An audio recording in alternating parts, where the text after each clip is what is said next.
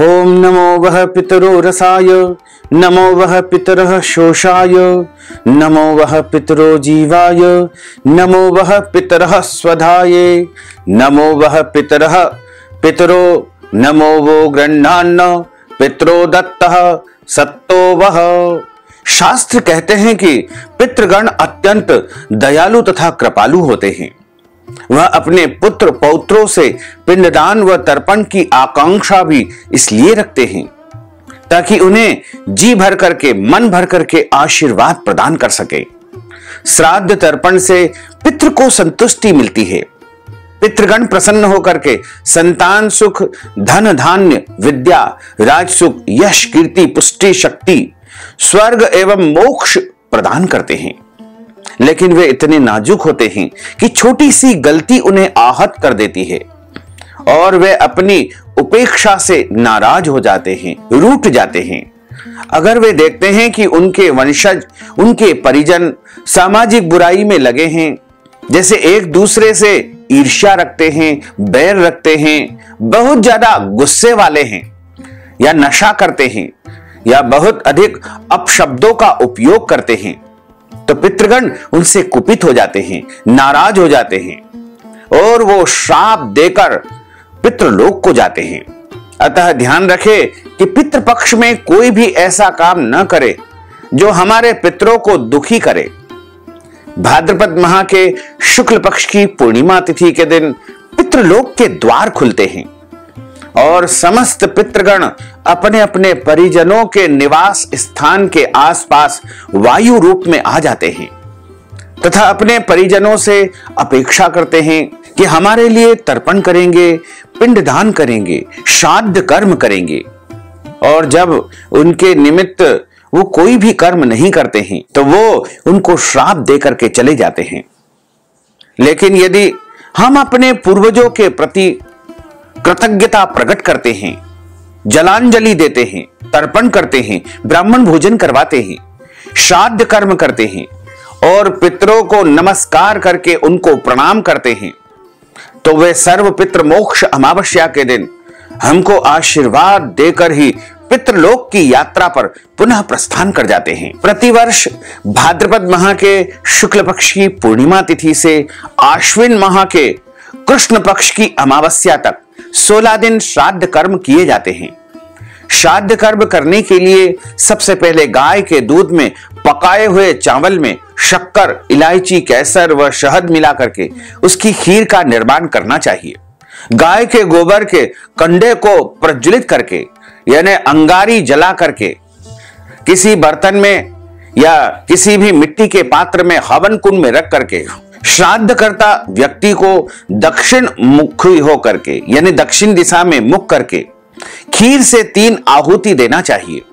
सर्वप्रथम गौ माता को रोटी खिलाएं, काले कुत्ते को भोजन करवाएं और कौवे हेतु ग्रास अलग से निकाल करके उनको खिलाना चाहिए। इनको ग्रास डालते हुए याद रखें कि आपका मुंह दक्षिण दिशा की ओर ही होना चाहिए। साथ ही यदि आप जनेऊ यानी यज्ञोपवीत धारण करते हैं तो आपको अपसव्य यज्ञोपवीत धारण करके ही यह कार्य करना चाहिए। इसके बाद ब्राह्मणों को भोजन करवाएं, अतिथियों को भोजन करवाएं, फिर स्वयं आपको भोजन करना चाहिए। जब हम अपने घर में ब्राह्मणों को भोजन करने के लिए आमंत्रित करते हैं तो ध्यान रखना चाहिए कि वो जो ब्राह्मण आप बुला रहे हैं वो अच्छे होना चाहिए, यानी विद्वान ब्राह्मण होना चाहिए। निर्धन ब्राह्मण होगा चलेगा, लेकिन विद्वान ब्राह्मण, विद्वत्ता उसके अंदर होना चाहिए, उसके अंदर ज्ञान होना चाहिए। ज्ञानी और विद्वान ब्राह्मण को ही श्राद्ध का भोजन करवाने का विधान है। वैसे तो सभी को श्राद्ध करना ही चाहिए, अपनी अपनी परिस्थिति के अनुसार पितृकर्म, श्राद्ध कर्म करना ही चाहिए। यदि आप बहुत अधिक धनवान है, अमीर है, तो भी आपको श्राद्ध कर्म का विस्तार कभी भी नहीं करना चाहिए। श्राद्ध कर्म हमेशा श्रद्धा से किया जाता है। जो कार्य श्रद्धा पूर्वक किया जाता है उसे ही श्राद्ध कर्म कहा गया है।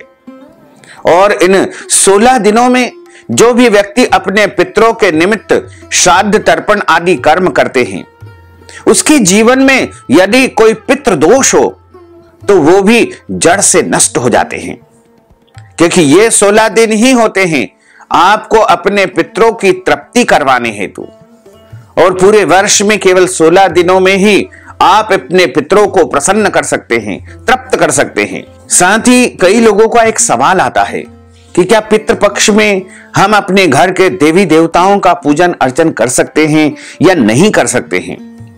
तो हमारे शास्त्रों में स्पष्ट मत मिलता है कि देव पूजन पितृ पूजन के पहले करना ही चाहिए, यानी घर के देवी देवताओं का, कुल देवता का पूजन अर्चन करना चाहिए। जिस प्रकार हम नित्य अपने घर की पूजा करते हैं, मंदिर जाते हैं, वही प्रक्रिया आपको श्राद्ध कर्म में ही अपनानी चाहिए।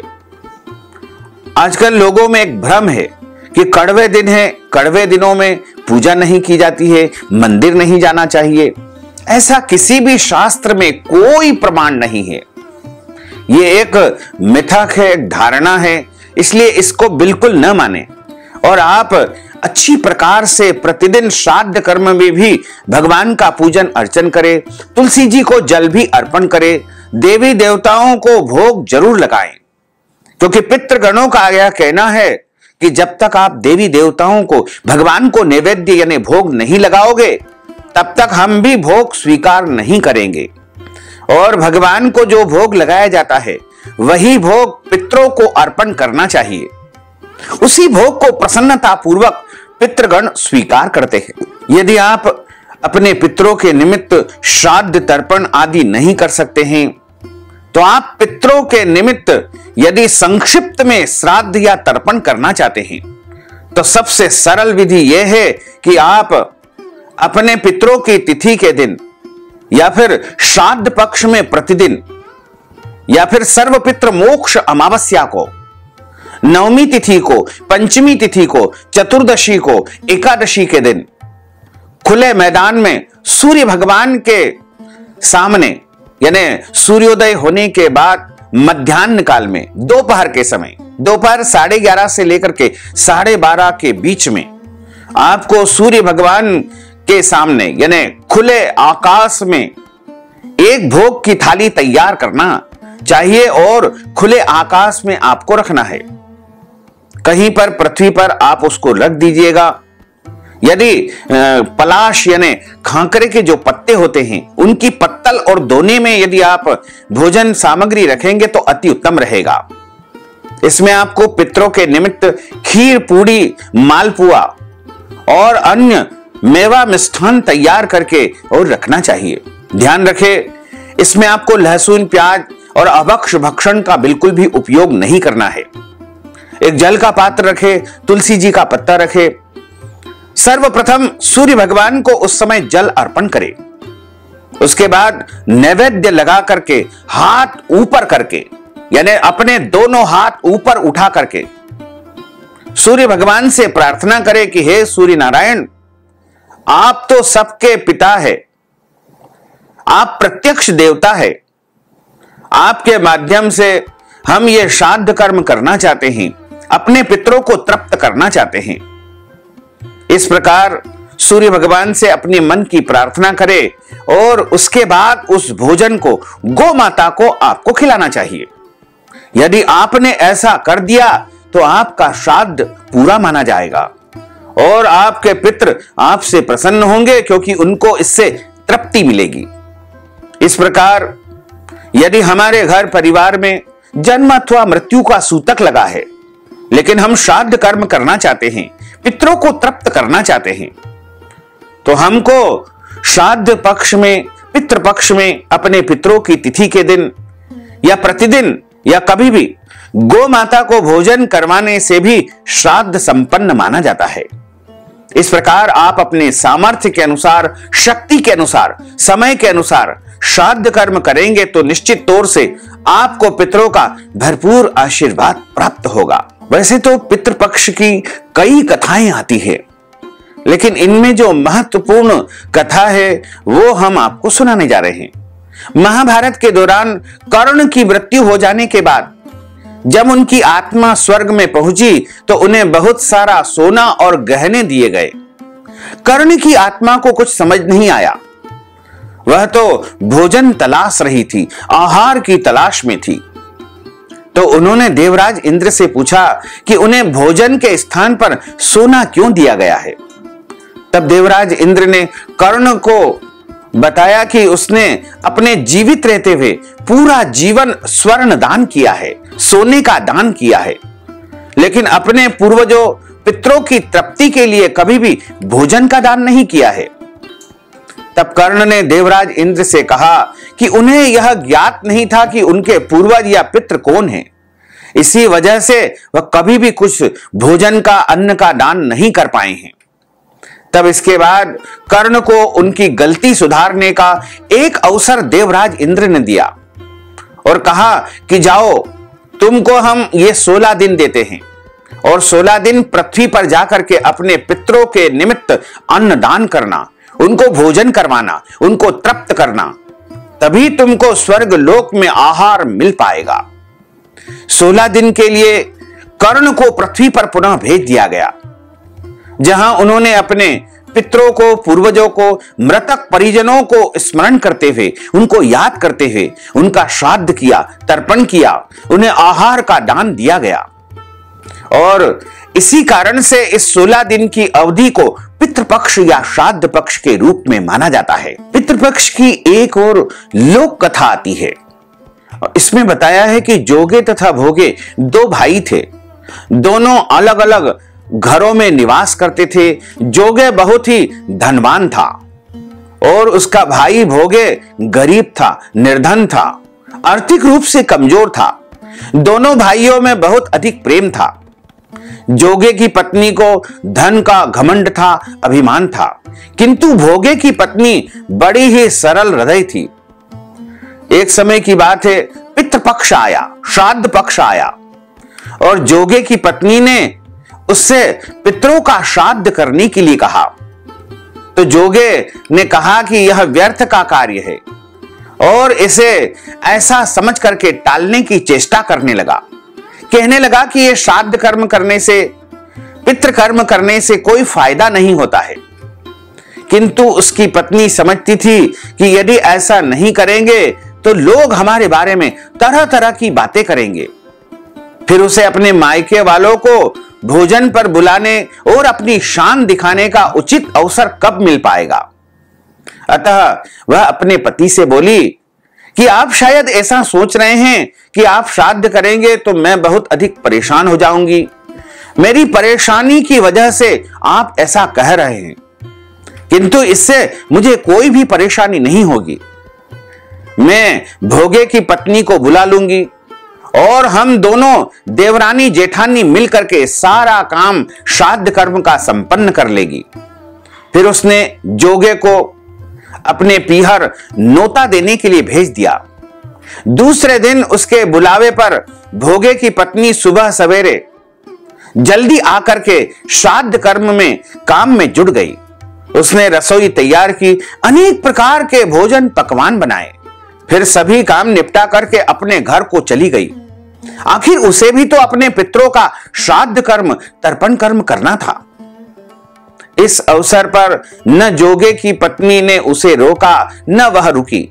शीघ्र ही दोपहर आ गई और उन दोनों के पितर पृथ्वी पर आ गए। जोगे भोगे के पितर पहले जोगे के यहां गए तो उन्होंने क्या देखा कि उसके ससुराल वाले वहां भोजन करने पर जुटे हुए हैं।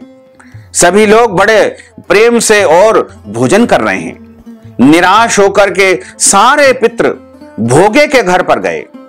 वहां क्या था, मात्र पितरों के नाम पर अंगियारी दे दी गई। पितरों ने उसकी राख चाटी और भूखे ही नदी के तट पर जा पहुंचे। थोड़ी देर में सारे पितर वहां एकत्रित हुए और अपने अपने परिजनों के यहां जो श्राद्ध कर्म किया जा रहा था उसकी चर्चा करने लगे। सब बड़ाई करने लगे। कोई कहने लगा कि हमने तो अपने परिजनों के यहां खीर खाई है, पूड़ी खाई है, मालपुआ खाया है, रसमलाई खाई है। इस प्रकार सभी अपने अपने परिजनों की प्रशंसा करने लगे। जोगे भोगे के पितरों ने भी अपनी आप बीती सुनाई। फिर वे विचार करने लगे कि अगर भोगे समर्थवान होता, धनवान होता तो शायद हमें भूखा न रहना पड़ता, मगर भोगे के घर में तो 2 समय की रोटी खाने को भी नहीं थी। बहुत गरीब है, बहुत कमजोर है। यही सब सोच करके उन्हें भोगे पर दया आ गई। अचानक वे नाच नाच कर गाने लगे और कहने लगे कि भोगे का घर धन से भर जाए, भोगे का घर धन से भर जाए। शाम हो गई। भोगे के बच्चे को कुछ भी भोजन खाने को नहीं मिला। उन्होंने मां से कहा कि मां, हमें बहुत भूख लगी है।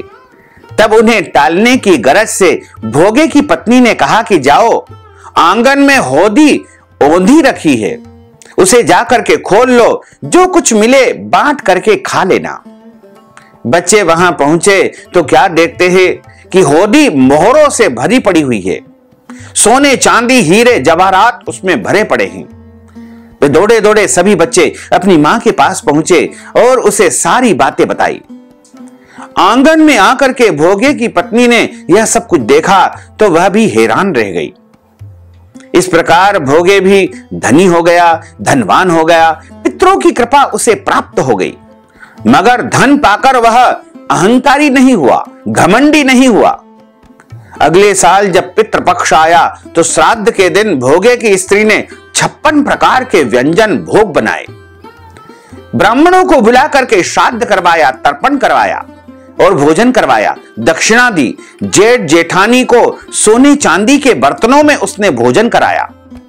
इससे उसके सारे पितृ प्रसन्न हो गए और उसके पितृ तृप्त हो गए तथा पितरों की कृपा उसके जीवन में सदैव उसे प्राप्त होती रही। इस प्रकार जो कोई मनुष्य पितृ कर्म करता है उसके जीवन में सुख, शांति, ऐश्वर्य, धन सब कुछ उसे प्राप्त हो जाता है।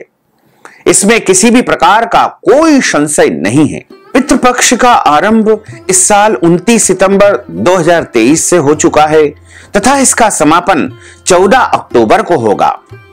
यदि तिथि के अनुसार श्राद्ध करना चाहते हैं तो 29 सितंबर को पूर्णिमा का श्राद्ध होगा। वहीं 29 सितंबर को प्रतिपदा का श्राद्ध भी होगा। 30 सितंबर को द्वितीया यानी दूज का श्राद्ध होगा। 1 अक्टूबर को तृतीया का श्राद्ध होगा। 2 अक्टूबर को चतुर्थी का श्राद्ध होगा। वहीं 3 अक्टूबर को पंचमी का श्राद्ध होगा। 4 अक्टूबर को षष्ठी का श्राद्ध होगा। 5 अक्टूबर को सप्तमी का श्राद्ध होगा। 6 अक्टूबर को अष्टमी का श्राद्ध होगा। 7 अक्टूबर को नवमी का श्राद्ध होगा। 8 अक्टूबर को दशमी का श्राद्ध होगा। 9 अक्टूबर को एकादशी का श्राद्ध होगा।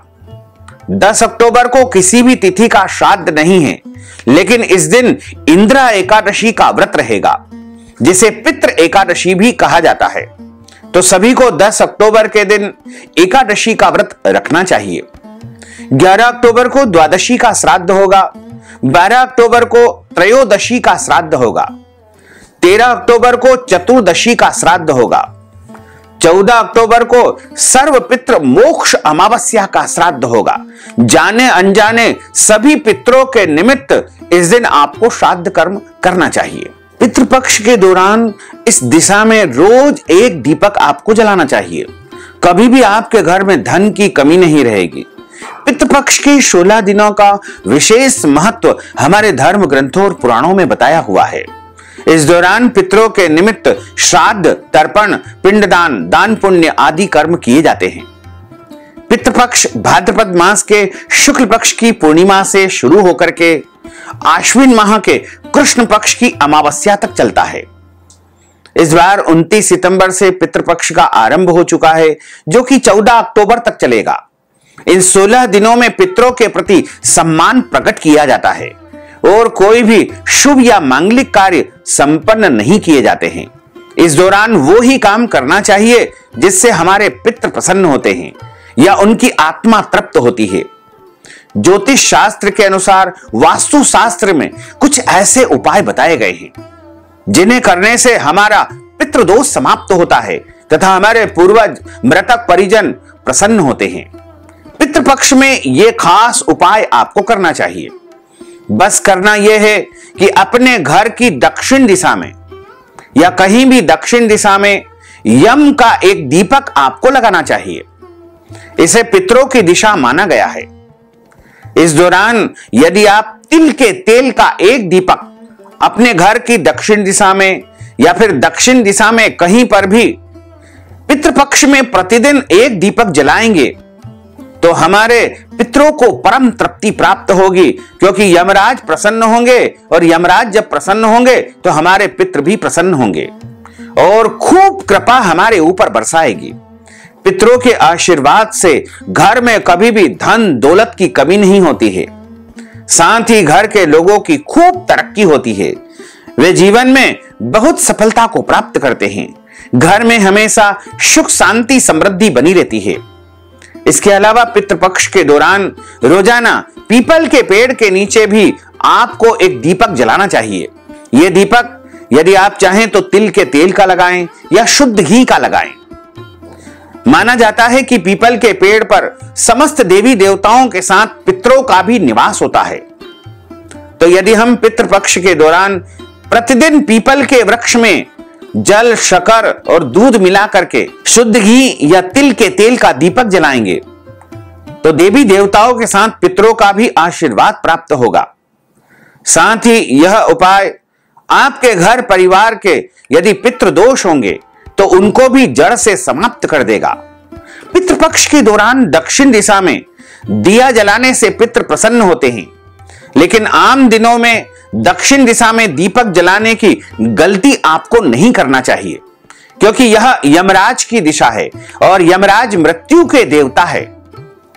तो यदि आप सामान्य दिनों में दक्षिण दिशा में दीपक जलाएंगे तो ऐसा करने से आपके घर परिवार पर संकट आ सकता है।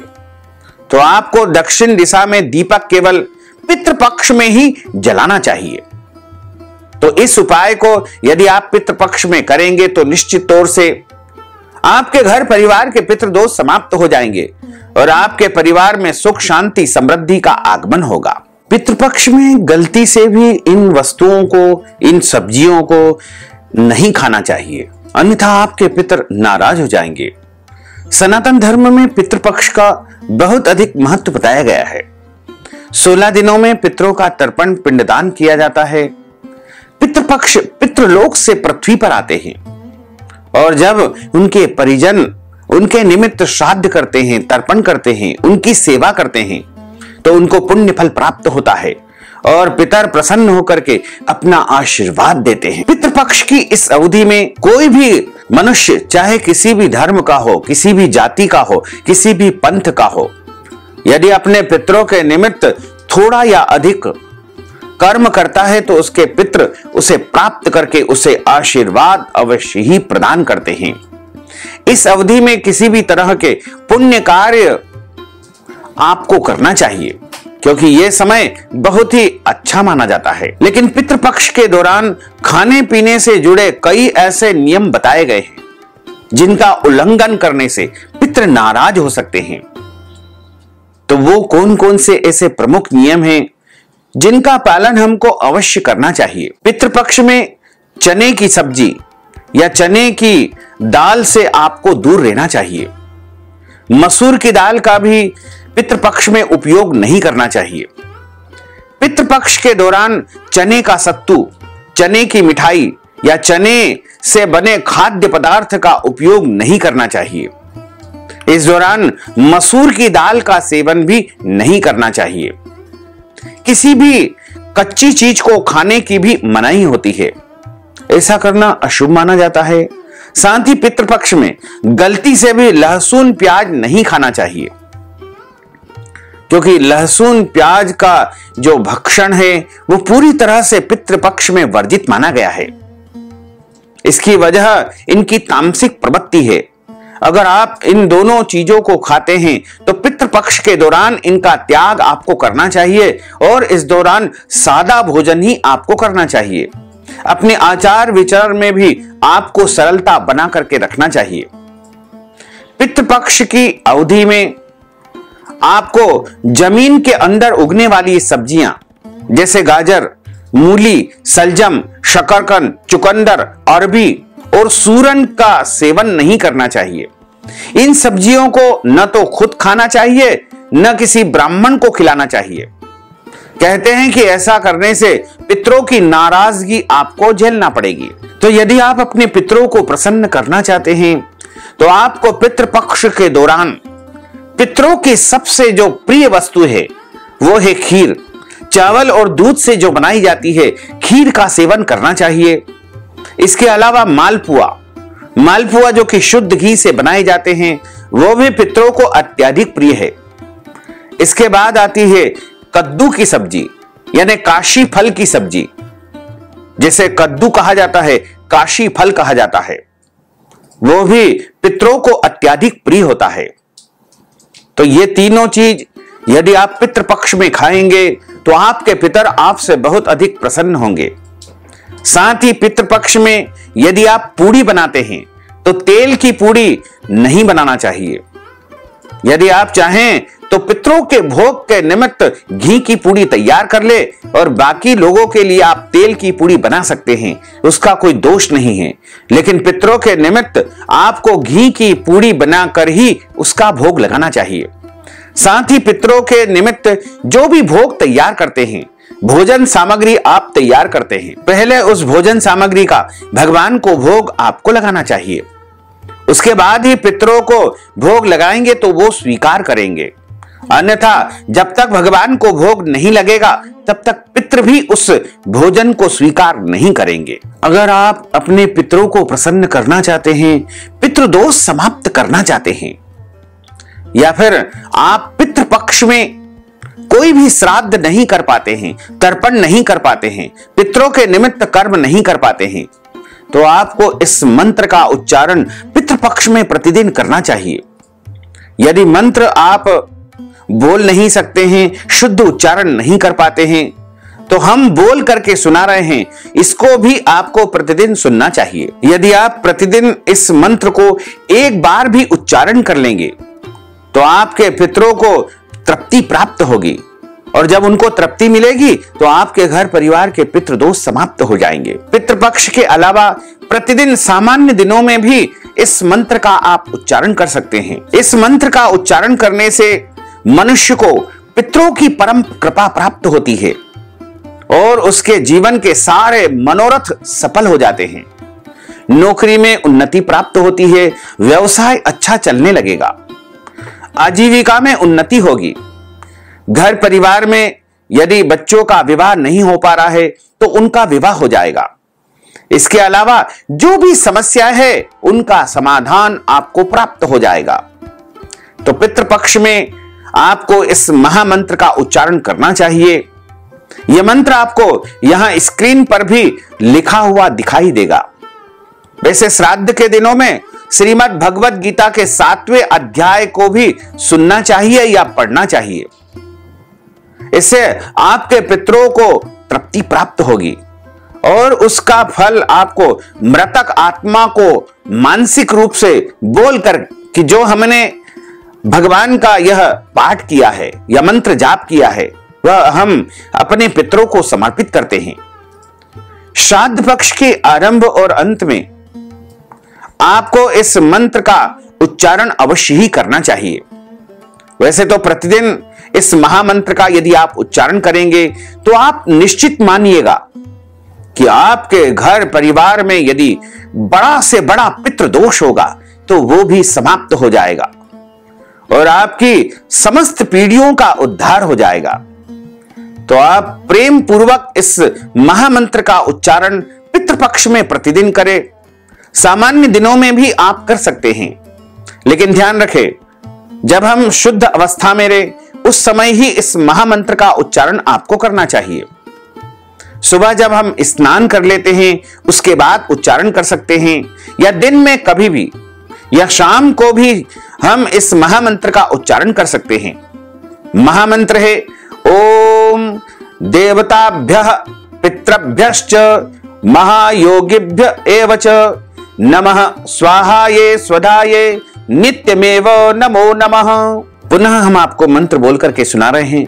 ओम देवताभ्यः पितृभ्यश्च महायोगिभ्य एव च नमः स्वाहाये स्वधाये नित्यमेव नमो नमः। समस्त देवताओं, पितरों, महायोगियों, स्वधा एवं स्वाहा सबको हम नमस्कार करते हैं। यह सब शाश्वत फल प्रदान करने वाले हैं। इस प्रकार इस महामंत्र का यदि आप प्रतिदिन पितृपक्ष में उच्चारण करेंगे तो आपके पितरों को परम तृप्ति प्राप्त होगी। श्राद्ध पक्ष में एक विशेष मंत्र उच्चारण और भी करेंगे तो आपके पितरों को संतुष्टि प्राप्त होगी और पितर संतुष्ट होकर के आपके कुल खानदान को आशीर्वाद प्रदान करेंगे। ओम ह्रीं श्रीं क्लीं स्वधा देव्ये स्वाहा। जिसका कोई पुत्र न हो उसका श्राद्ध उसके दोहित्र यानी पुत्री के पुत्र कर सकते हैं। कोई भी न हो तो पत्नी ही अपने पति का बिना मंत्रोच्चारण के श्राद्ध कर सकती है। पूजा के समय धूप प्रयोग करे और बिल्व फल का प्रयोग श्राद्ध में नहीं करना चाहिए। केवल घी का धुआं भी आपको श्राद्ध कर्म में नहीं करना चाहिए। समिधा का उपयोग इसमें अवश्य करना चाहिए। अगर कोई पंडित जी या विद्वान ब्राह्मण आपको नहीं मिले या श्राद्ध नहीं करा पाते हैं तो सूर्य नारायण भगवान के सामने अपने बगल खुली करके दोनों हाथ ऊपर करके बोले, हे सूर्य नारायण, मेरे पिता का नाम यह है, अमुक नाम यह है, और अपना स्वयं का नाम और गोत्र कुल गोत्र का उच्चारण करें। यदि आपको गोत्र याद नहीं है तो आप बोले ब्रह्म गोत्र को आप संतुष्ट और सुखी रखें। इस निमित्त में आपको अर्घ व भोजन प्रदान करता हूं। ऐसा करके आप सूर्य भगवान को अर्घ दे और भोग लगाएं। श्राद्ध पक्ष में एक माला प्रतिदिन आपको द्वादशाक्षर मंत्र ओम नमो भगवते वासुदेवाय की करना चाहिए और उस माला का फल नित्य प्रति अपने पितरों को आपको समर्पित करना चाहिए।